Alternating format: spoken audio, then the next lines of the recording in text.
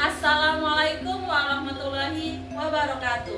Perkenalkan, nama saya Adila Zaskia dengan NIM 857029482.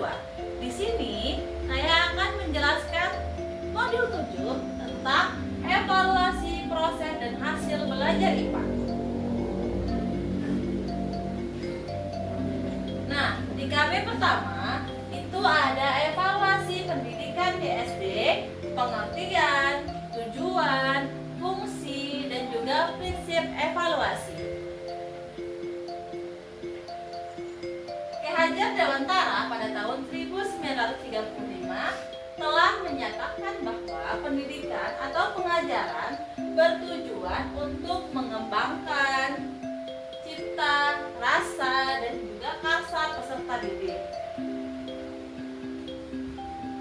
Bloom menjabarkan tujuan pembelajaran yang dikenal dengan taksonomi tujuan pendidikan yang memiliki 3 kawasan.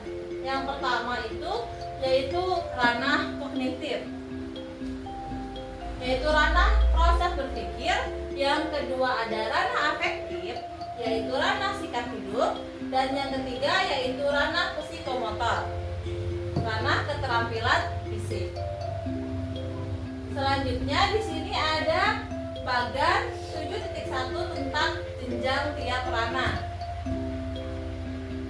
Ada ranah kognitif atau biasa dilambangkan dengan C, ada ranah afektif, dan ada ranah psikomotor. Ranah kognitif itu ada C1 sampai dengan C6, ranah afektif ada A1 sampai A5, dan ranah psikomotor itu ada P1 sampai dengan P5. Selanjutnya, di sini ada hubungan, tujuan, dan juga proses. Ini hubungan rencana pelaksanaan pembelajaran dengan proses dan evaluasi digambarkan seperti bagan di atas. Di sini ada struktur pembelajaran atau alur perencanaan. Ini ada rancangan pelaksanaan pembelajaran. Di bawahnya itu ada proses pembelajaran dan juga evaluasi. Nah, selanjutnya kita masuk ke KB2 atau kegiatan belajar 2, yaitu evaluasi proses belajar IPA di SD. Yang pertama itu ada tujuan evaluasi proses belajar IPA di SD.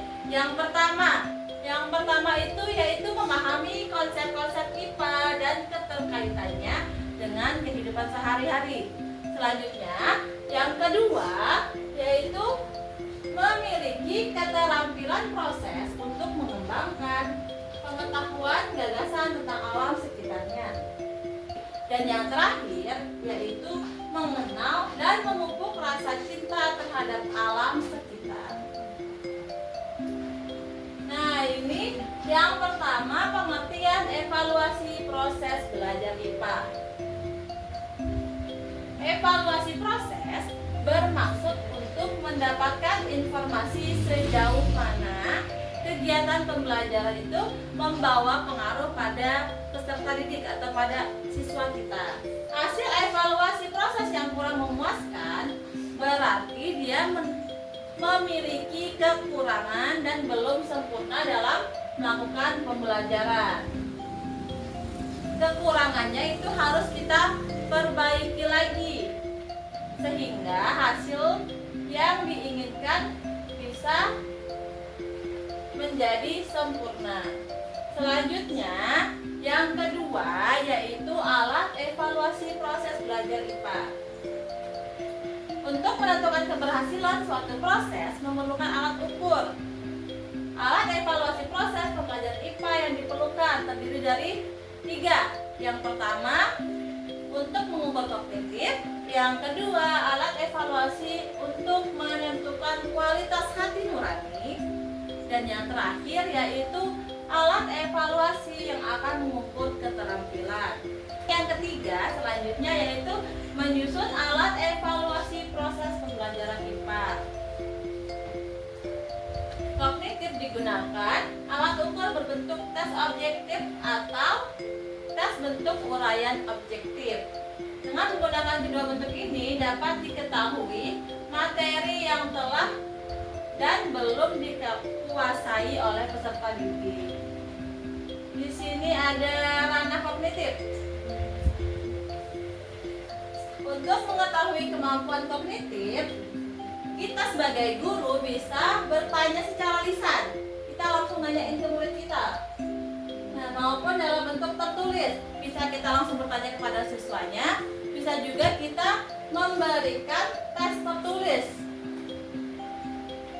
Misal bisa menggunakan pilihan ganda atau kita bisa menggunakan esai.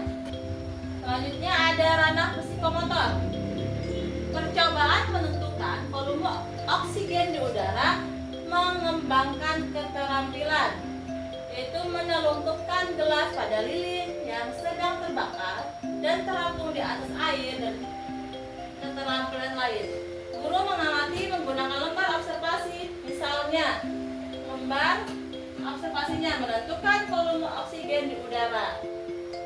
Yang ketiga yaitu ranah afektif.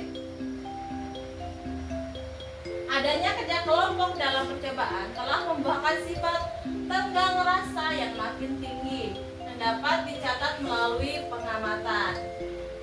Selanjutnya kita masuk ke kegiatan belajar 3. Kegiatan belajar 3 itu yaitu evaluasi hasil belajar IPA.